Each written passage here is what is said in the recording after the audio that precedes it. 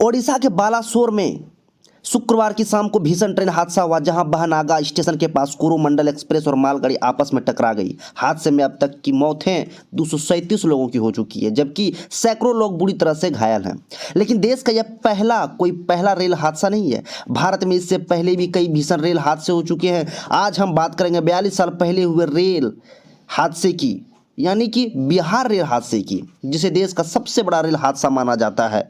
दिन था 6 जून 1981 का। यात्रियों से खचाखच भरी एक ट्रेन मानसी सहरसा रेलखंड पर बदला घाट धमारा घाट स्टेशन के बीच बागमती नदी पर बने पुल संख्या 51 पर पलट गई थी। इस ट्रेन में कुल 9 बोगियां थी।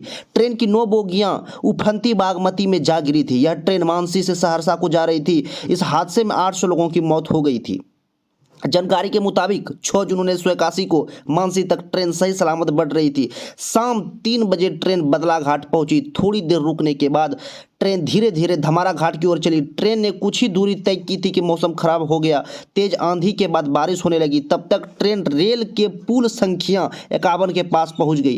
ट्रेन अपनी रफ्तार से दौड़ रही थी कि तभी अचानक ट्रेन के ड्राइवर ने ब्रेक लगा दी, जिसके बाद पैसेंजर ट्रेन की 9 बोगियां पुल से बागमती नदी में जा गिरी। कई लोगों के शव कई दिनों तक ट्रेन की बोगियों में ही फंसे रहे थे। इस हादसे में मरने वाले सरकारी आंकड़े के अनुसार संख्या 300 थी, लेकिन स्थानीय लोगों के अनुसार हादसे में 800 के करीब लोग मारे गए थे। इस हादसे को देश के सबसे बड़े रेल हादसे का रूप दिया जाता है।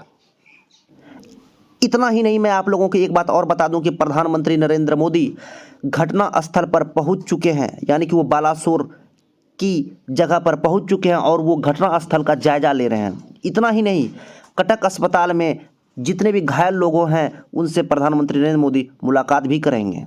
आप लोग स्पेशल इंडिया न्यूज़ चैनल अगर सब्सक्राइब नहीं किए हैं तो सब्सक्राइब करना ना भूलें। तब तक के लिए जय हिंद। मैं इसी तरह के आप लोगों को पल पल अपडेट करता रहूँगा।